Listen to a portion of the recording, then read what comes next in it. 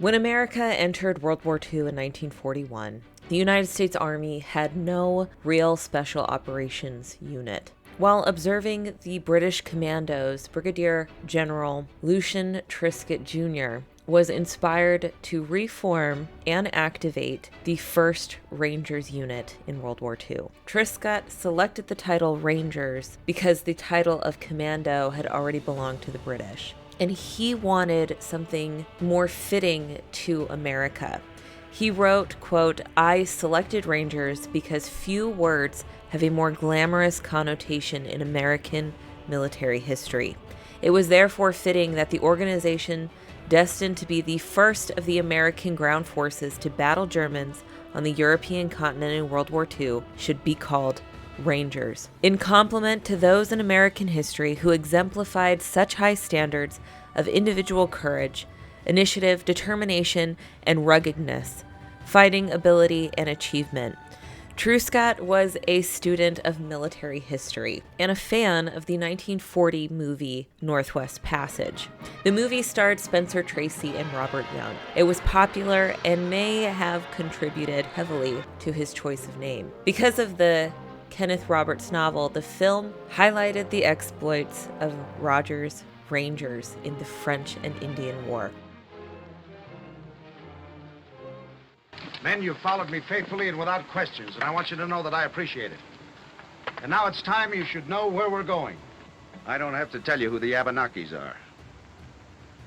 Most of you here have lost folks or friends in Indian raids since '57. You're mighty right we have. Well, you'll find their scalps at St. Francis. Once the Ranger unit was formed, the next task was to select a commander for the battalion. After much deliberation, it was decided that Captain William Orlando Darby, an artillery officer who had cavalry and infantry operational experience as well as amphibious training, was chosen to lead and train the Rangers. They would be known as Darby's Rangers. We could not discuss the French and Indian War without going more into depth about one of the most iconic Army units ever created, Rogers Rangers. They were an elite force trained in reconnaissance and guerrilla warfare, and their leader would become what many refer to as the father of the United States Army Rangers, and would write the rules of ranging, the rules that were read by Darby to the 1st Ranger Battalion prior to action in World War II. The rules that would follow the 75th Ranger Regiment to this day, and the rules that are considered as the model of all Ranger activities. These rules also would form the basis of the standing orders taught today to United States Army Rangers. In today's video, we are going to discuss the formation of the American Army Rangers and the Rangers' incredible victory at the Battle of Snowshoes.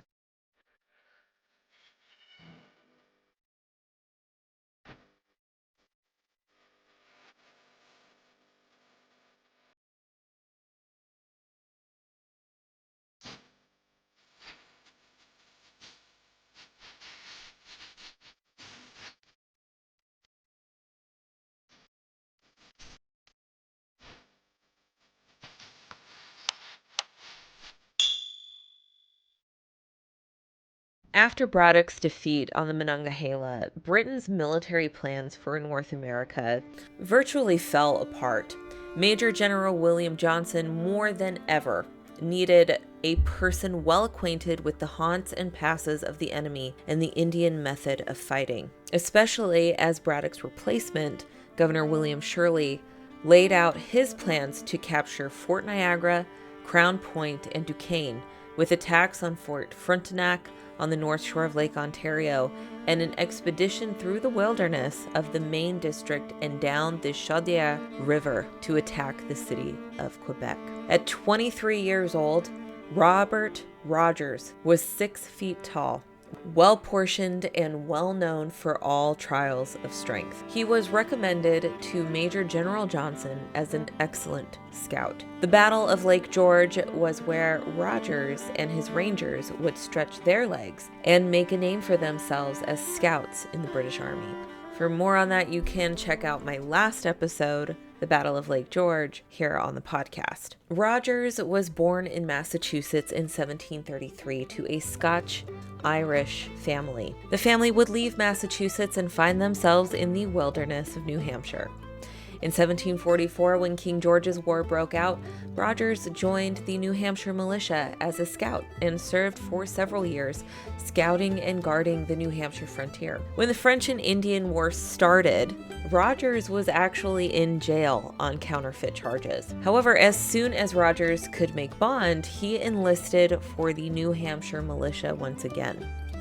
Rogers was also able to bring about 50 men with him to enlist. Because of that, he was promptly commissioned captain and placed in command of Company 1. After the British success at the Battle of Lake George, General Johnson would dispatch Rogers on continuous patrol duties. In October, Rogers and 5 other men left to do reconnaissance on a new fort the French were building at Ticonderoga, some 16 miles south of the French-held Crown Point. On October 8th, Rogers and his party would ambush a French canoe on Lake George, killing all but 4 occupants. Later that month, Rogers set out to capture a Crown Point prisoner. After a 5-day march, he and 4 of his fellow soldiers crept up to within 300 yards of the French battlements, near enough to hear the bugle calls and see the white and gold fleur-de-lis swinging lazily on its pole. He wrote, "My men lay concealed in a thicket of willows, while I crept something nearer to a large pine log, where I concealed myself by holding bushes in my hand. About 10 o'clock, a single man marched out directly toward our ambush. When I perceived him within 10 yards of me, I sprung over the log, met him, and offered him quarters, which he refused, and made a pass at me with a dirk, which I avoided, and presented my furcy to his breast. But he still pushed on with resolution, and obliged me to dispatch him. This gave an alarm to the enemy, and made it necessary for us to hasten to the mountain." Rogers and his ranger company would confront their enemies in the dark and foreboding northern woodlands. They conducted regular reconnaissance and ambush patrols deep inside enemy territory, as well as attacks on French and Indian patrols near Fort Carillon and St. Frederick. During the winter months, Rogers' patrols were the only military activity against the enemy. On Lake George in January of 1756, the Rangers seized an enemy sleigh and took 2 prisoners. Rogers launched a long-range reconnaissance mission to Fort St. Frederick in February to assess enemy strength once again. The Rangers torched barns and slaughtered livestock and scalped heads before leaving the region with tactical intelligence. Rogers was so brutal that he even earned the name Wobi Medando by native warriors, meaning the White Devil. Even France's brutal mercenaries were disturbed by the Rangers' savagery, since they frequently imitated the natives' practice of hatching and scalping victims. In January of 1756, while Rogers' Rangers were building their reputation, the British in North America were about to see a shakeup in command. Shirley was not getting along with the other generals, and Parliament had tired of the infighting in North America, and they decided to replace William Shirley as Commander-in-Chief of British forces in North America with Lord Loudon, with Major General James Abercrombie as his deputy. England was not the only one that was shaking things up in command, but the French as well had decided to send in new officers to North America. In May of 1756, reinforcements from the French regular army arrived in New France, headed by Major General Louis-Joseph de Montcalm and seconded by the Chevalier de Levis and Colonel Francois Charles de Bourlamaque. What she said. All accomplished veterans of the War of Austrian Succession. On May 18th, 1756, Britain formally declared war on France, extending the battle throughout Europe and giving rise to the 7 Years' War. Rogers' successful activities in hostile territory earned him further official recognition. In March of 1756, he was appointed captain of His Majesty's Independent Company of Rangers. The document stated Rogers' continued mission: from time to time, use your best endeavor to distress the French and Indian allies by sacking, burning, and destroying their houses, barns, barracks, canoes, bateaux, and by killing their cattle of every kind, and at times to endeavor to waylay, attack, and destroy their convoys of provisions by land and water, in any part of the country, wheresoever they may be found. By November, the single ranger company had grown to 4. The organization was officially renamed the Independent Companies of American Rangers, but the whole was commonly called Rogers Rangers. In January of 1757, Rogers and his Rangers were assigned a task that would not only put their reconnaissance abilities to the test, but would also push their fighting abilities to the limit. Rogers and 84 Rangers filed out of Fort William Henry at the southern end of Lake George on the cold, gloomy winter day on July 17th for a long-range reconnaissance trip to the northern French forts. Each ranger carried with them a flint musket, powder, and 60 rounds of ammunition. Each man also carried a tomahawk and a knife for close combat. The patrol hiked several hundred yards to Lake George's frozen shore, strapped on razor-sharp ice skates, and raced northward. They trekked roughly 15 miles over the ice before setting up camp on the lake's east shore near the first narrows. Rogers examined his soldiers the next morning. He identified 11 people who had suffered serious injuries during the ice march, and despite their protest, ordered them back to Fort William Henry. Rogers and his 74-man force marched on the ice under the cover of the mountains along the eastern coast. They moved to the western beach as the sun set. The group of soldiers marched for 12 miles before setting up camp on the western side. The Rangers were deep into enemy territory on the morning of January 19th. They continued on the ice for another 3 miles when Rogers wisely ordered them off the frozen lake and into snowshoes for an overland journey. The group marched another 8 miles into the rugged mountains before setting up camp for the night. The soldiers emerged from their woods halfway between Fort Carillon and St. Frederick and quickly set up ambush positions along the bank. Scouts soon reported 2 French sleighs approaching them from the south over the iced lake. Rogers moved quickly to intercept the hostile patrol. Lieutenant John Stark and a group of 20 Rangers ran north to stop the attackers. To halt their withdrawal, Rogers and 30 soldiers headed south along the beach. Captain Thomas Speakman and his troops remained in the middle to carry out the ambush and capture. As the sleighs reached Speakman's section, Rogers noticed something strange down the lake. 8 more sleighs emerged from the mist and rain. He sent 2 runners to tell Speakman and Stark to stay there until the entire French column passed through the Ranger ambush zone. The couriers screamed the news to Speakman, but they were too late to reach Stark. Stark and his men followed the original plan and sprang the trap. Rogers and Speakman then joined the assault. 7 Frenchmen quickly became prisoners, but 3 managed to escape. During the battle, Rogers was struck twice in the head and once in the hand. The French said they were at a disadvantage since they were floundering in snow up to their knees without snowshoes. When night fell, Rogers and the remaining soldiers retreated 6 miles to Lake George, where they dispatched Stark with 2 men to Fort William Henry for aid. Rogers returned to Fort William Henry on January 23rd with 48 able-bodied men and 6 injured soldiers, with 7 Rangers captured by the French. Among those captured was Private Thomas Brown, who would write a popular pamphlet about his time as a prisoner.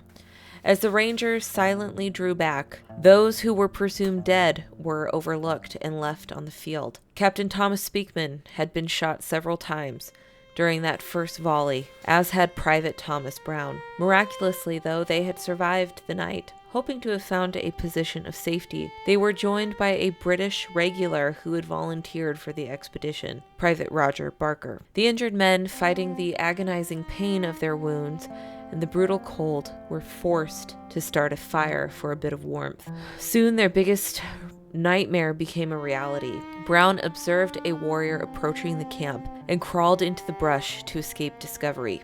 However, the Indians saw the other two men. They scalped Speakman and hauled Barker away.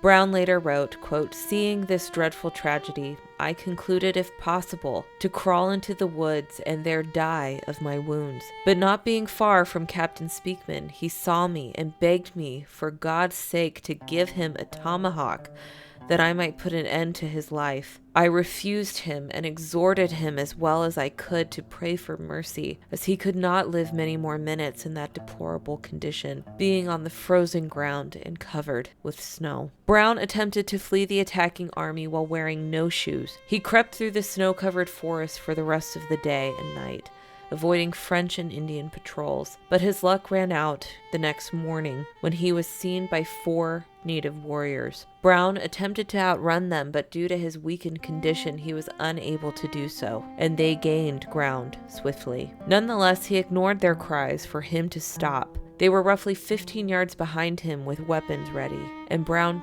prayed they'd shoot and kill him. Instead, the warriors charged forward and seized him. They used dried leaves to bandage his wounds and marched him a short distance to a larger gathering of French and Indians. A French interpreter mercilessly questioned him about the strength and current position of the Ranger force. Despite being shown the disfigured remains of Speakman, he remained silent and provided evasive responses. Brown pleaded for shoes and food, but the French interpreter said he'd have to wait until they'd gone a quarter mile to Fort Carillon. Nevertheless, before the journey, the Indians who had seized him handed him shoes and food. He was also reunited with Robert Barker, who had previously been taken prisoner. Brown was threatened in death in retaliation for the Rangers' victory, but he was eventually brought to Montreal and remained a prisoner for the French until November 1758. Rogers was taken to Albany for medical attention for the wounds he obtained during his Rangers' first major combat. It was also the first time that Rogers had not returned on a mission with all his troops. However, British officers were encouraged, and it was agreed that Roger and his Rangers had behaved gallantly. Because of this, Rogers recruited 9 companies of Rangers to fight for the British during the French and Indian War, and he would then develop a set of rules for them to obey. These rules are known as the Rules of Ranging, and there are 28 of them. If you would like to read the rules for yourself, a link in the description will be available below. Robert Rogers is often called the father of the United States Army Rangers. We know that he was inspired by Church's Rangers, Benjamin Church, and you can actually learn more about Benjamin Church and his unit of Rangers in the video about King Philip's War. As always, thank you guys so much. The next episode, we are going to be covering the massacre at Fort William and Henry, the massacre that will inspire author James Fenimore Cooper to write The Last of the Mohicans. So if you have not already, please subscribe, press that bell so that you will get notified whenever I upload a new video, and I will see you guys in the next one. Chevalier de la Vraie La Vie, Livet, and Colonel Francois Charles de Bourlamange. Bourlamange. Yeah, I think that's how you say it. Bourlamange. Let's see, maybe it'll say it for me.